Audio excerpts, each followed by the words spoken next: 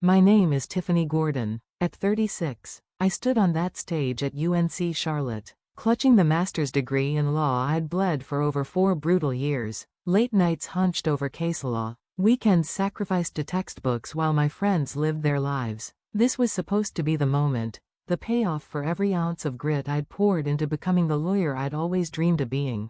I scanned the audience, searching for my parents' familiar faces. Deborah and Edward Gordon had promised they'd be there. They'd said all the right things. "We're so proud of you, Tiffany." But where the front row should have held their smiles, 3 empty seats gaped back at me like a wound. They didn't come. For months, I'd done everything right. Emailed the date, the time, even a map to the auditorium. Booked a dinner at Luz Vita, $300 I couldn't really spare. But I wanted it to be perfect. Bought a dress, made a hair appointment. I'd pictured it so clearly, their proud faces as I crossed that stage, finally seeing me.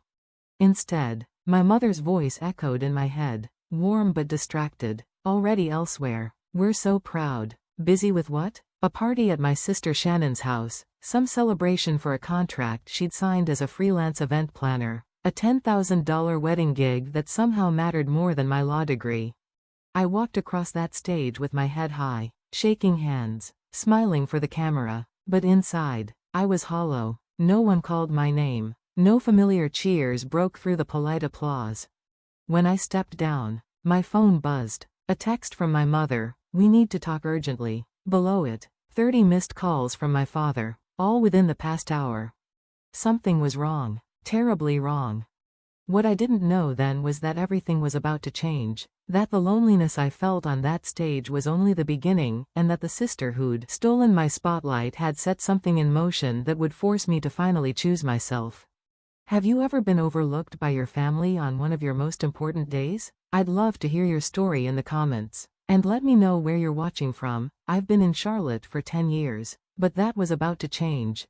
I'd built my life carefully in Charlotte, one brick at a time. A modest 1-bedroom apartment just outside downtown, a junior lawyer position at Harper & Stone, where I handled family disputes and estate planning, long hours poring over contracts, mediating divorces, drafting wills for clients who argued over every penny. Not glamorous, but I loved it. The precision, the challenge. It fueled my dream of opening my own practice someday, helping single parents navigate custody battles. That dream carried me through the hardest years of my life.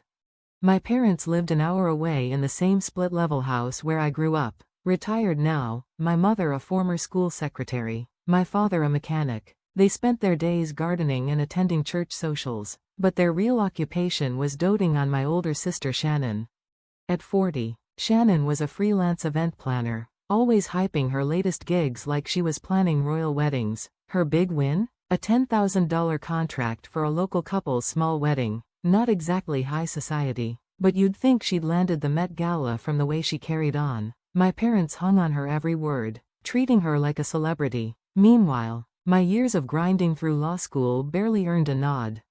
Growing up, it was always like this. Shannon was the vibrant one, charming everyone with her big personality. I was the quiet one, buried in books, winning debate competitions and academic awards that somehow never seemed to matter as much. "Shannon's just so vibrant," my mother would say, as if my straight-A report cards were somehow less impressive. My father would agree, "She's got a real spark, that one." I learned early that being reliable and hardworking didn't get the same applause as being flashy. When I decided to pursue my master's in law, it wasn't just about career advancement. I wanted to prove something, to myself, to my parents, to the world. I enrolled in the part-time program at UNC Charlotte, designed for working professionals like me. For 4 years, I lived a double life, full days at the firm, 3 nights a week in class until 9, then hours of studying at my tiny kitchen table. Weekends were no better. While friends enjoyed brunches and getaways, I was holed up in coffee shops, highlighting case law until my eyes burned. I turned down concert tickets, skipped birthday parties, missed out on dating. Every spare moment went to my degree. The schedule was punishing. I'd wake at 5 to prepare for court filings, work a 10-hour day, then rush to campus. By the time I got home, it was past 10, and assignments still waited. I survived on coffee and sheer stubbornness. My parents knew how hard I was working. They'd call sometimes, asking how I was holding up. "You're always so busy," my mother would say, her tone implying it was somehow my fault. Shannon, meanwhile, would post photos of her event setups, sparkly centerpieces, budget floral arrangements, captioned, "Living the Dream." My parents would comment with heart emojis while my updates about surviving finals got a polite, "Good job, Tiffany." The isolation was the worst part. Law school wasn't just about coursework. It was about proving I could handle the pressure without breaking. I'd lie awake wondering if it was worth it. Would this degree finally make my parents see me the way they saw Shannon? I pictured them at my graduation, clapping as I walked across the stage, their faces lit with pride. That image kept me going. Shannon's constant need for attention didn't help. She'd call sometimes, dropping hints about her latest project while barely asking about my studies. Once, over coffee, she laughed and said, "I don't know how you do it, Tiffany. All that studying sounds miserable. I'd rather be out making things happen." Her words stung, but I brushed them off. She didn't understand what it meant to build something lasting, something bigger than a one-off event. But my parents bought into her hype. They'd drive into Charlotte for her client meetings, help her set up for events, while my requests for a quick visit during exam season were met with excuses. "We're tied up with Shannon's latest project," my father would say. "You know how busy she gets." I tried not to let it get to me. I focused on my goal: finish the degree, pass the bar, open my own practice. I saved every extra dollar, building a nest egg of $60,000 to fund my dream. Charlotte's cost of living isn't cheap, and law school tuition ate up most of my disposable income, but I was determined. Looking back, I realize how naive I was. I thought a piece of paper would shift decades of favoritism. I thought my hard work would speak louder than Shannon's showy charm. But as my graduation approached, a small part of me started to doubt. Would they really show up? Or would Shannon find a way to steal the spotlight again? 6 months before graduation, I started planning what I hoped would be the day I'd never forget. I called my mother on a quiet Sunday afternoon, catching her as she sorted through old photo albums. "Mom, my graduation is May 15th at 2 p.m., I said, my voice bright with excitement. "I really want you and Dad there. It means a lot to me." She paused, then said, "That sounds wonderful, Tiffany. We'll put it on the calendar." I called my father next. His voice was rough from a long day in the garage. "Got it, Tiffany. Sounds good." Their words felt like a promise, and I held on to them. I spent weeks scouring Charlotte for the perfect restaurant. I settled on Luce Vita, a small Italian place with warm lighting and homemade ravioli. $300 to reserve a table for 4, a splurge, but worth it for a milestone like this. I booked it on my credit card, pushing aside the sting of the expense.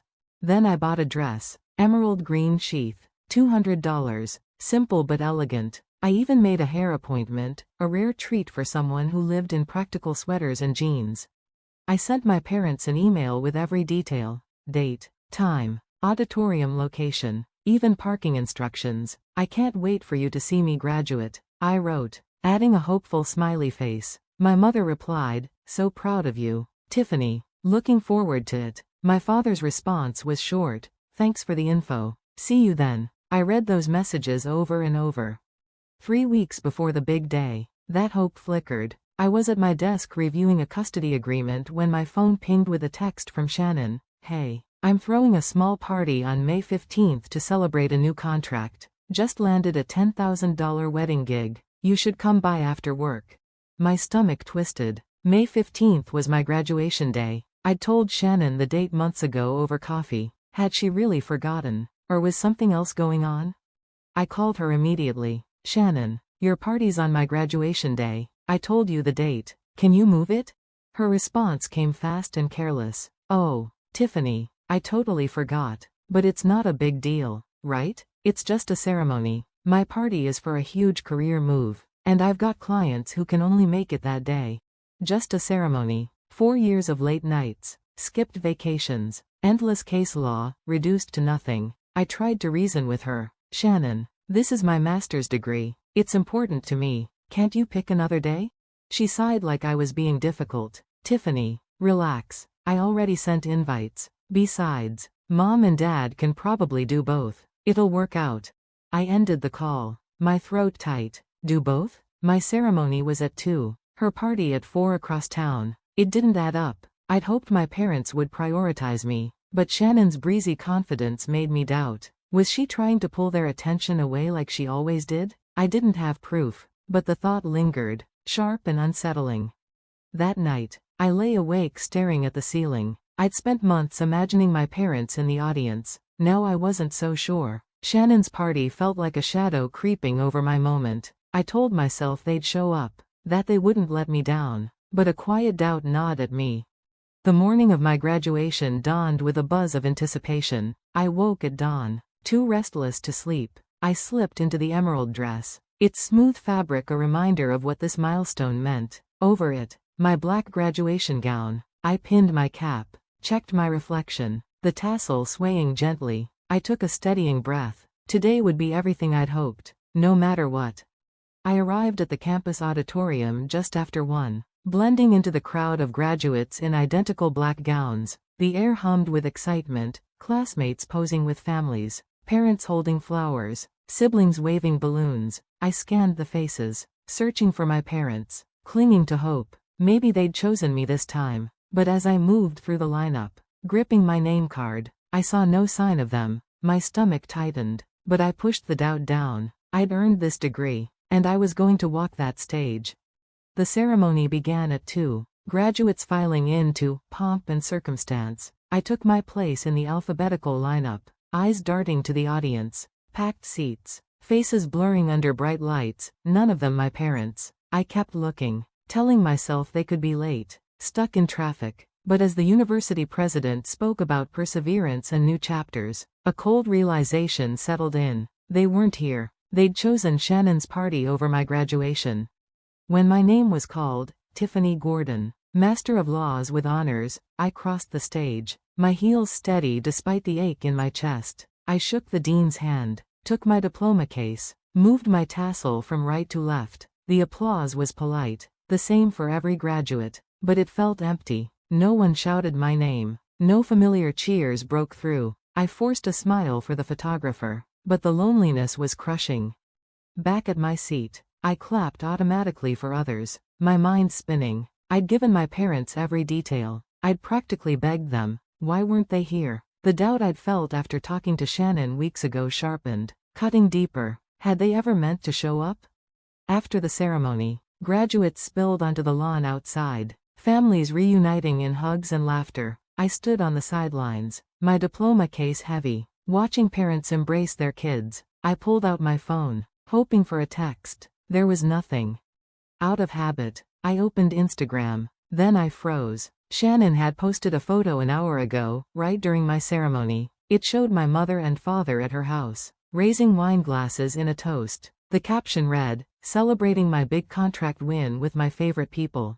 My breath caught. They were there, smiling like my graduation didn't matter. I zoomed in, seeing my mother's proud smile, my father's arm around her. The hurt hit like a wave, raw and overwhelming. But another feeling stirred, suspicion. Shannon knew my graduation date. I'd told her. Why had she picked today for her party? It wasn't just coincidence. I'd been climbing in my legal career, and she'd always seemed uneasy about it, like my success was a threat. Was this her way of keeping the focus on her? I shoved my phone into my purse, my hands shaking. I posed for a few photos with classmates, forcing a smile, but that Instagram post burned in my mind, a wound I couldn't ignore. I headed to my car, the diploma case heavier than it should have been. I'd planned a dinner at Luz Vita, but now I couldn't face it alone. Something felt wrong. I was starting to think Shannon had planned it that way. Leaving the campus, the diploma case on the passenger seat seemed to weigh more with every mile. I'd been too busy crossing the stage and forcing smiles to check my phone. Merging onto the highway toward my apartment, I glanced down. My chest tightened. A text from my mother glowed on the screen. "We need to talk urgently." Below it, 30 missed calls from my father, all within the past hour. My grip on the steering wheel tightened as dread and confusion rose inside me. I pulled over at a gas station, my pulse racing, and called my father back. "Dad, what's going on?" I asked, my voice unsteady. His reply came fast, strained with panic. "Tiffany, It's Shannon. She fell at her party, down the stairs. She's hurt bad. In the hospital now. We need you here. My mind spun. Shannon hurt. The image of my parents toasting at her party flashed in my head, reigniting the sting of their absence. Which hospital? I asked, trying to focus.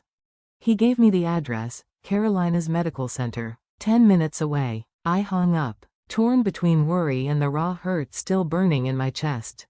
I drove to the hospital, the Charlotte skyline fading into dusk. Part of me wanted to turn around, to let them handle whatever mess Shannon had caused. But another part, the one still tied to family despite everything, pushed me forward. I parked and rushed to the emergency wing, my gown still folded in the back seat.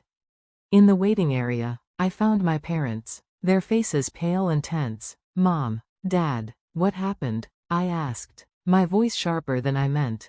My mother's hands twisted a tissue, her eyes red. Tiffany, thank God you're here. Shannon was drinking at her party, celebrating that new contract. She tripped on the stairs, fell hard. The doctors say she's got a broken femur and a mild concussion. She needs surgery. $50,000, maybe more. We don't have that kind of money. My father nodded, his voice low. Her freelance work doesn't come with good insurance. Tiffany, we're out of options. Can you help? I froze, their words hitting like a cold wave. $50,000. I had $60,000 saved for my law practice, every cent scraped from years of careful budgeting. They were asking me to give up my dream for Shannon, the sister who'd planned her party on my graduation day.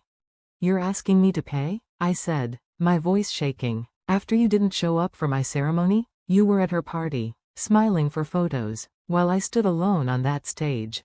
My mother flinched, her voice breaking. Tiffany, we wanted to be there, but Shannon said her party was critical for her career. She said it was a one-time chance to impress clients. She said your ceremony was just a formality. We thought you'd understand. Her words cut deeper than the empty seats had. A formality. I stared at her, anger flaring. Shannon said that? She knew it was my graduation day. I told her months ago. Why would she call it a formality? My mother hesitated, her eyes dropping. She said her contract was more important, that we needed to support her career. We believed her. My blood ran cold. Shannon had known exactly what my graduation meant to me. This wasn't an oversight. It felt calculated. I pulled out my phone, my hands trembling, remembering a message my mother had forwarded weeks ago. I opened my email app, scrolled through my inbox, and found an email from Shannon to my parents, with me copied by mistake. My party is a huge career move. Tiffany's graduation is just a formality. She won't mind if you skip it to support me. The words burned into me. Undeniable proof. Mom, you sent me this, I said, holding up my phone. Shannon told you to skip my graduation. She planned this on purpose. My mother's face crumpled, her hands covering her mouth. Tiffany, I didn't realize. I thought she was just excited about her contract. We're so sorry. My father stepped closer, his voice pleading. We made a mistake. Tiffany, but Shannon needs this surgery. Please, you're our only hope.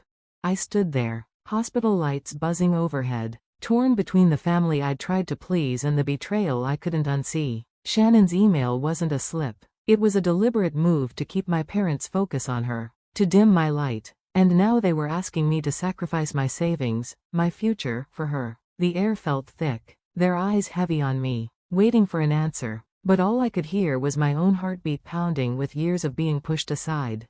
Standing in that hospital waiting room, my mother's apologies echoing and Shannon's email burning in my mind, I felt the weight of their betrayal heavier than ever. My parents' pleading eyes, my mother's crumpled face, my father's desperate voice. They were asking me to give up my future for the sister who'd deliberately tried to overshadow me. $50,000 for Shannon's surgery, nearly everything I'd saved. Could I really do this for a family that had chosen her over me? I took a deep breath, my hands clenching into fists. I'll pay for the surgery, I said, my voice low but steady. But this is the last thing I'll ever do for this family. My mother gasped, her hand reaching for me. Tiffany, please, we didn't mean. I cut her off, shaking my head. No, Mom, you made your choice. Shannon made hers. I'm done. My father's face fell, but he stayed silent, his shoulders slumping. I turned away, unable to look at them any longer, and walked to the hospital's billing office. I arranged a bank transfer for $50,000, watching my savings, the foundation of my future, drain away with a few keystrokes. It hurt, but not as much as the years of being pushed aside. That night, I sat in my apartment staring at the confirmation email from Luz Vita for the celebratory dinner I'd planned. I'd pictured my parents there, toasting to my master's degree, but now the thought felt hollow. I called and canceled the reservation, my voice flat as I explained I wouldn't need it anymore. The server hesitated, then said, "I'm sorry, ma'am." I hung up, a strange calm settling over me. That dinner was supposed to mark a new chapter, but I realized I didn't need their approval to start it. I needed to let go.